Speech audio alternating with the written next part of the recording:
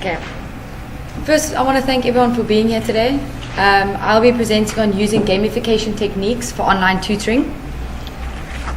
So firstly, who am I? So as Daniela said, I'm Kayla Lawson.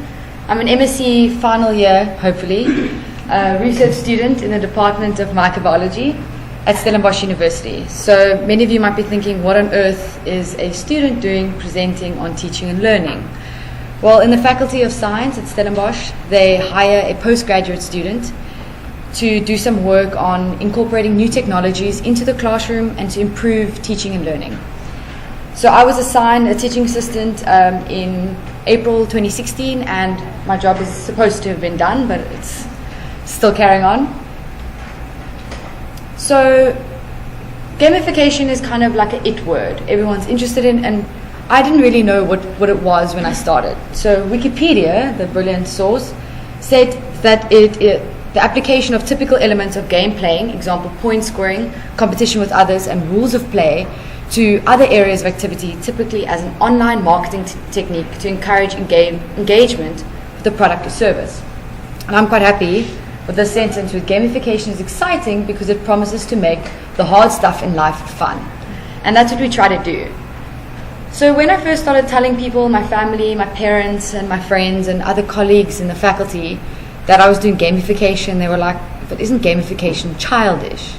So I went to go and look to see what the average gamer is, who the average gamer is. And you actually find that majority of them are over the age of 36, with 32% falling in the university age gap. So it's not childish. People this age and older are playing. Then the next question is, but aren't you helping the guys out more than the girls? Because you know guys are gamers. And you actually find that 52% are male and 48% are female. So it's pretty equal. So it does apply to the age group that we are trying to target. So when I was doing some research on gamification, I stumbled across a TED talk by a guy by the name of Yu-Kai Chow. And he explains gamification using a 8 core drive technique. So he looked at things, why do some games work and other games don't? Why do some games you find people playing them for years on end, where sometimes you'll get a game and you play for 2 hours and you're like, okay, I'm done, that's enough now. And he says it's all got to do about managing or spreading out everything across these 8 core drives. So your first 8 core drive is epic meaning and calling. And that's when you feel like you're a part of something because it's bigger than yourself. Without you, the world is going to end, or without you, the team isn't going to get to the certain place that it needs to get. So you feel like you're part of something bigger than just yourself. The second one is empowerment of creativity and feedback.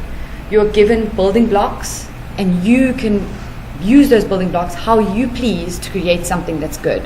So there's an infinite amount of ways in which you can build things.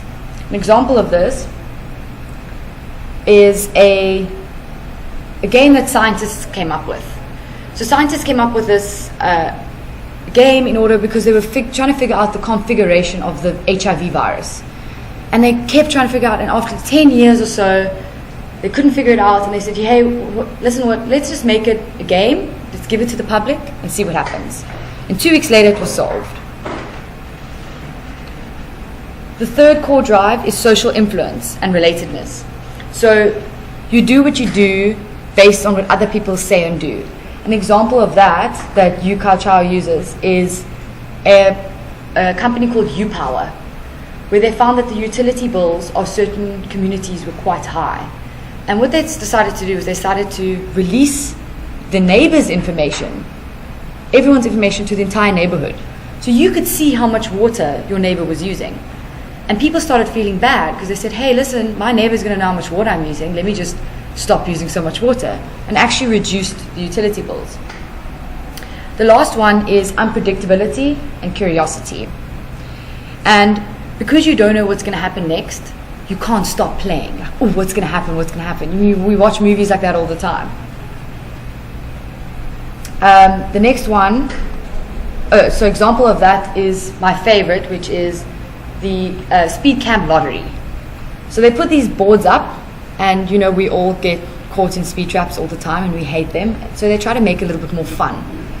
So if you were below the speed limit, they say, hey, well done. And if you're above the speed limit, they say, no, boo, that's bad. But what you do is this man pays money. This man goes into lottery to win that man's money.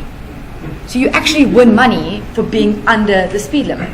And they were Yukacha was talking about this. It's such a strange thing because you're winning such little money. And the chances of you winning is ridiculous. It's so small. But you found that the speed limit, like going over the speed limit, was reduced by 20%. So it works. Another one is avoidance. You're doing something because you want to avoid a loss. For example, you don't want your character to die, or you don't want the world to explode, or anything like that. And he uses an example here, zombies run. So nobody really enjoys running. I mean, there's a few that enjoy it, but the majority of us don't like it. So what they do is they actually say that you put your earphones in and you get onto this app, and when you slow down, you hear sounds of zombies trying to eat you. They're catching up to you, and it makes you want to run faster. And there's certain milestones. So if you run a certain amount of kilometers or miles, you get batteries, and you get a first aid kit, and you get ammunition, and you can start taking the world back from these zombies. So that works quite well. I mean, I would run if zombies were chasing me. Now the next core drive is scarcity and curiosity. Because you don't know what's... Oh no, we just did that here. No. So this one, you don't know what's going to happen next. You can't stop doing it because you don't know what's going to happen next. No, sorry, no. My bad. You want something because you can't have it. That's what this one is. So, for example, we all have money. We have enough money to pay our rent some months, but we still want more. Because we don't have it, we want more of it. The core drive 7 is ownership and possession. Something is yours, you want to improve it, you want to make it better. For example, I can use my own example is when I wake up in the morning, I find myself on Facebook. For absolutely no reason. I don't know how I got there, but I'm on there, I'm changing my profile picture, I'm uploading pictures of pug puppies. Just, it's mine, I want to improve it. And I'll spend endless amounts of time trying to improve mine. I own it. The next one is accomplishment. You feel like you're leveling up or you're improving, so you want to do more because you're so much closer to the next level. An example that he uses is the Nike running app. So it tells you this is how far you've run, this is how many runs you've gone on, this is how many calories you burned. It says here, hey, listen, your last run was 2 days ago. Come on, like, what's going on? Here it maps how many miles you've done. And then what I love about this is a happy face. Yay, you did 9 miles. Good, that's your average. But over here, this one, not so good. Sad face. Why'd you only run 6 miles? So it generates points, and you actually reach milestones, and you can actually trade these milestones in for actual real goods. So that's how Nike gets you running. Now he divides these things into certain sections. For example, these 3 things are the white hats elements. You do them because you want to do them. You feel like you're part of something. You're in control of something. The next one is the black hat section. You're doing these things, but they can leave like a bad taste in your mouth. They're not always very good. So it's very important to balance your white and black hat core drives with each other. The next thing is your extrinsic section, which you're doing these things for a goal or reward. You're constantly being rewarded for something that you've done. Your intrinsic is you're doing something because it's good to do. It's nice, and that's why you do it. So what we looked at is we looked at these 8 core drives, and we wanted to, from there, make sure that we balance our core drives and create a game for university. However, we realized straight off the bat that it's going to take a lot more than just some scientists working behind a computer using platforms that are already known. So what we realized is that we're going to have to get coders in to actually produce a proper thing. I know Sam's gotten a lot prettier game than I have, but she put a lot more effort in. But you need a lot of time. And as a teaching assistant, as a part-time teaching assistant, I wasn't allowed to actually give this time. So what we realized is that to get these coders in, we have to show the university that it works in order to get funding in return. So we designed the e-tutor program.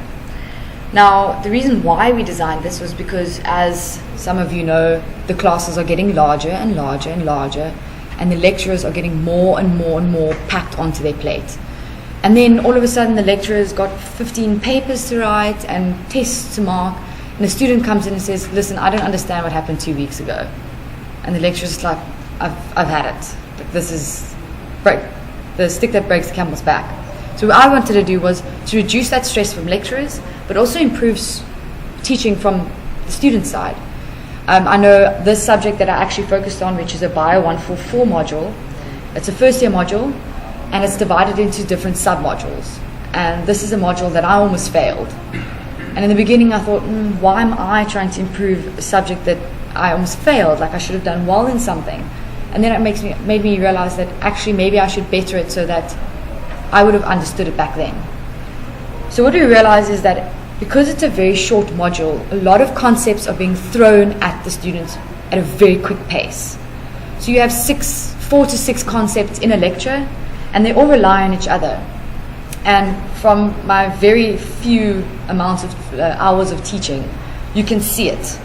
So you see the class and everyone's there, and then concept 1 goes past and you lose a few. Then concept 2, and then you lose another few. By the end, you have like 4 students hanging on for dear life, going, I can't understand. So our whole thing was to try and catch them before they got lost. So what we did is we didn't take away from lecturers. Lectures went on as normal, tests went on as normal, and textbook learning went on as normal. So what we did was, at step 0, we presented to them, this is what we want, this is what we're going to be doing, this is what we want from you, this is it. Then we just say, okay, right, we had concept lecture 1, concept 1, this is where we're at. And the person says, okay, fine. So he or she's gone to go study it, and then he comes into the e-tutor program. First step is you get a question on whatever the thing is. In order to understand the concept, you need to understand this question. So you get a question. If you get the question right, you go here. Right, good for you, you understood the concept, let's move on to the next one. If you get it wrong, it loops you out. It says, okay, hold on, wait, you don't understand this. Then it provides you with options. 3 options. We try to do as many as 3 options because students learn in different ways. Some people are visual, some people are written, and some people prefer listening. So you give them 3 options. This is very time consuming, I must admit, to find all these things that are available online. But once it's set up, you don't have to change it. So there's no real changing that needs to happen between the years. So these written pieces, just either a paragraph, you can take it straight from the textbook, you can write your own paragraph. It's best to have it written by somebody else. There's a reason why they didn't understand your writing, so maybe a different person's writing would be better for that person. Visual is a YouTube video. You can find them online for free. Moodle, which is what we used, allows you just to embed the video, so there's no copywriting issues. Then a listening is a more of a YouTube video, but it's more listening, less visual. So we allowed them the 3 options. They chose whichever they wanted, and afterwards they were looped back and they got to test it themselves again. If they got it wrong, they looped back and forth and forth and forth. But I'll show you why they didn't stay there forever. And then if they got it correct, they landed here. And this was something that we found quite interesting. We got some good feedback from this. That here we said, right, students have understood it, but do they want to know more? Is this all that they want? Do they maybe want to learn more how it fits into the bigger picture, what it actually means in real life, and maybe how it applies to them personally? So we provided them with TED Talks, New Scientist articles, Science magazine articles. We even provided them, on very rare occasions, with actual journal articles, high impact journal articles. And they thoroughly enjoyed this, actually learning how everything fits in and why they're actually learning this, what they could possibly be doing in the future with this little bit of information. Otherwise, some students just decided, nah, that's enough, thanks. And that's fine. So we use the Moodle platform, the SunLearn platform, using the lesson plan tool. It's a very boring tool, I must admit. It's not very creative and very pretty, but we're just trying to test the basics and if it works in science. So to design the e-tutor program, I divided it into 4 major steps. The first one, which is extremely important, is communication. There has to be an open line of communication between yourself or your teaching assistant and the students. This creates 4 AM emails, but if you put your phone on mute, It's okay. So we communicated through a written piece on the Sunlearn platform, as well as I did a presentation for them to say, this is what we want from you. You guys are not the guinea pigs. I think that was very important because they felt like their career was being tested just on the limb of someone. They are not the guinea pigs. The actual thing is the guinea pig. They're testing it. It was very important for them to know what we want from them, what we're giving them, what they can expect from us. So that was the first one. The second step was creating a concept map.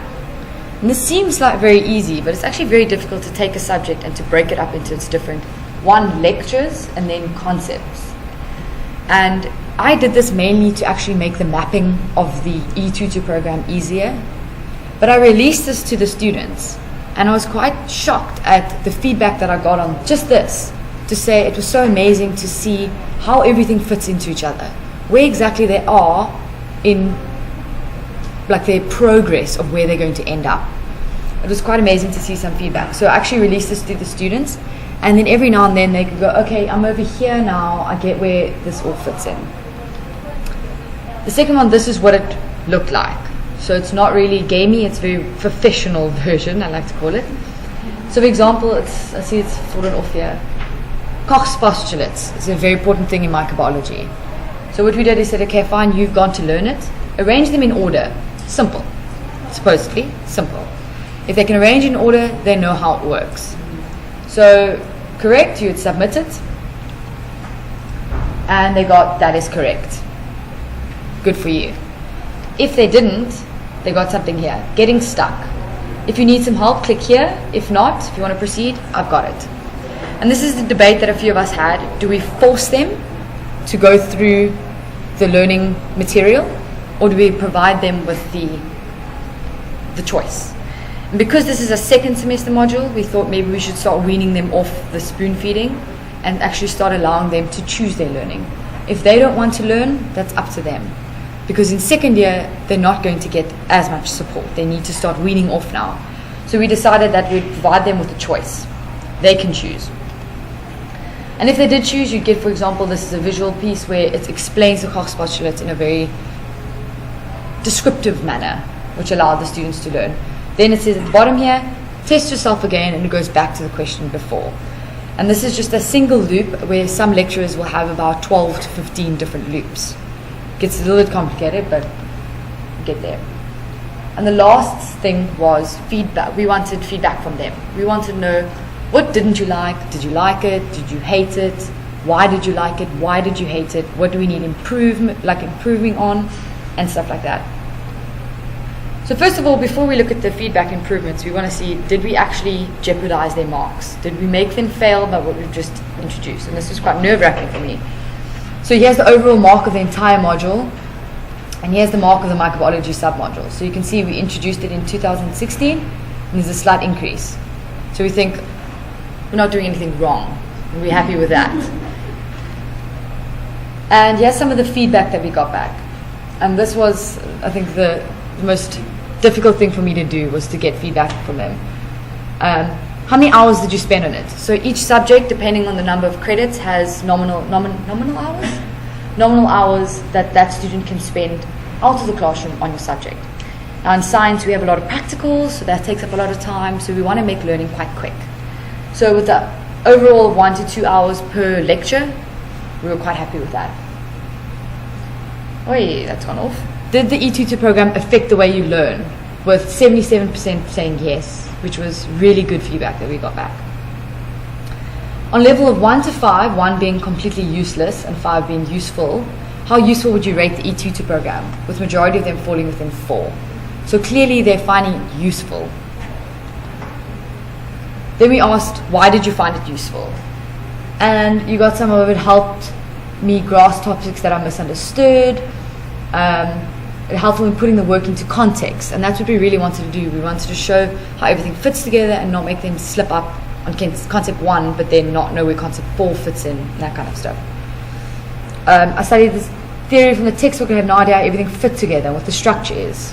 So we were quite happy with how it allowed me to see weak spots in my knowledge and go over them, which that's really what we wanted to do. We wanted to capture the weak spots.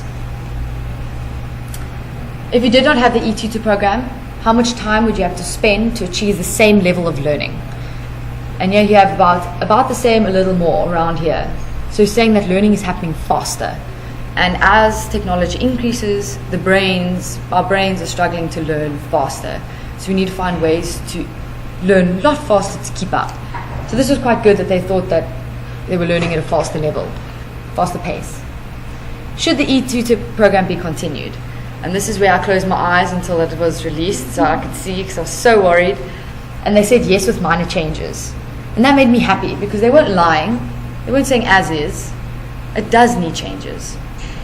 But it works and they want it again. So we asked them, what are the minor changes that you want us to do? So it's gone off a bit here. So they said, a lot of them said that the concepts were tested on a very shallow level. And that is where we struggled. We struggled to test them in an in-depth way without having manpower marking the questions. So we're still trying to balance how to ask more in-depth questions and more deep concept questions without having somebody to manually mark everything, because we don't want to add more pressure to the lecturer. Then someone said I didn't have a memo, which you would expect as a request from a student. You needed more feedback. They wanted more feedback, so they wanted more personalized responses to why they got the question wrong. So you went off over here, so you must be understanding it this way. And this is something that we will have to do over many years as we start seeing trends in the way students ask questions. So this is something that we really want to do. And then we said, okay, so fine, what other suggestions would you have? More exam type questions? I think they want more in-depth questions, more essay questions, more questions that they could expect in the exam. Ask question require more thinking. Again, the same thing where we know that was our weak spot. They want it incorporated into more modules. Here again, available in other chapters in the modules. So they want it for the other modules. Because this was only in a sub-module. They had other subjects, other sub-modules that didn't have this, and they wanted it, which was good news. Addition of a concept summary. Unfortunately, the textbook does have a concept summary. So you're trying not to spoon feed them. They still need to go to the textbook. You still want them to push them to learn by themselves. And then another one, that example test or exam. That is something that we're still having a debate as to whether do we spoon feed a question like that or not, and that also generates a large amount of hours put into generating a question bank. So that's something that we are considering. But overall, we got really good feedback. And yeah, that's what I did a year on. Thank you.